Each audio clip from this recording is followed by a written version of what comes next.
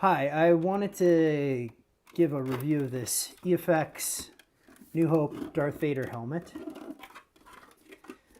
This is the standard edition helmet. It's not the limited edition that had the actual hand-painted gunmetal finish, which this one doesn't.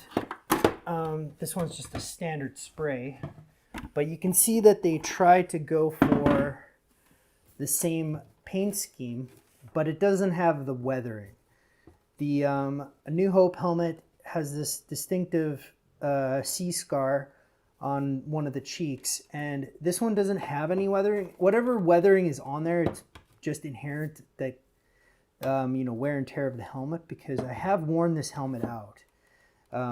There's some interesting characteristics with this helmet. You have the New Hope face. Now, from what I understand, EFX got the mold from Rick Baker's shop. For the longest time, the original New Hope helmet was, I believe, lost or was in the possession of a private collector.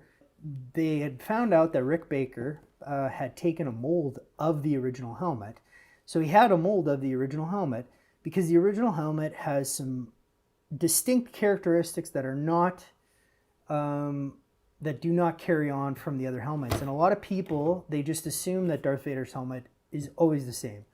But each helmet, to the keen eye, has really kind of distinct characteristics. And my favorite has always been the New Hope helmet. It's just had the most menacing look. So if you actually look at a lot of the helmets, they have their own distinct look, especially the Revenge of the Sith, which is considered the symmetrical. It has very much the same kind of features. They were really going for the symmetrical look. This one has a very kind of, one cheek dips a certain way. It's a little off and it's tilted. It has just this really weird and interesting look. So this helmet, they've tried to capture this as best they could. So what they did is they've also kind of had these tinted amber lenses too. And they have metallic tusks.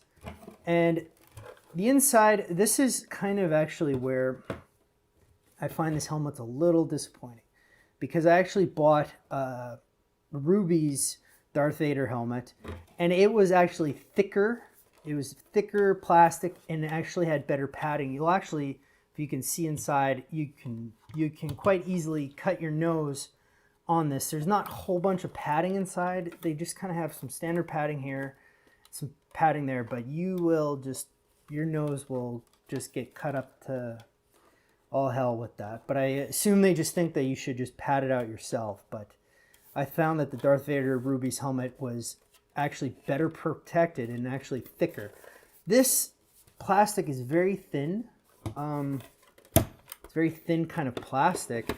And actually, when I got this helmet, it actually was damaged. And I actually tried to contact EFX, and I didn't really find they were all that helpful. And actually, if you are on the internet and if you look up EFX, they're actually going through a few issues right now in regards to some of their consumer or customer service. So I'll leave it at that. So some interesting features too is it's actually magnetic. The inside is actually got a magnetic piece here, so it actually stays in place pretty good. You actually have a metal grill, and it actually does its best to kind of give that New Hope feel.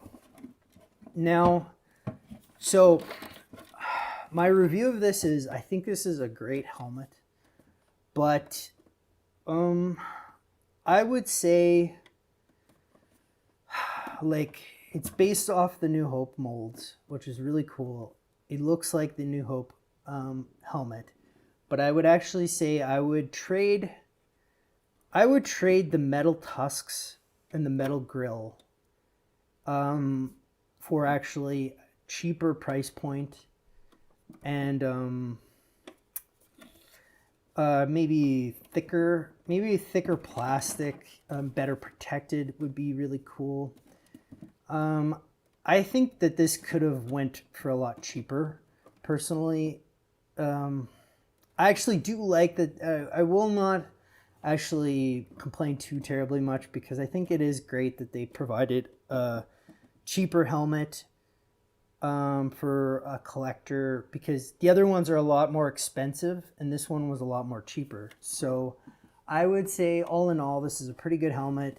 If you're really wanting to check this out, and if you're a serious collector and you're a fan of the New Hope helmet, I don't think you could go too wrong, besides maybe even getting with a private collector. So thank you, and I hope you enjoy it, and I'll show off a couple of videos of the helmet in actual some use.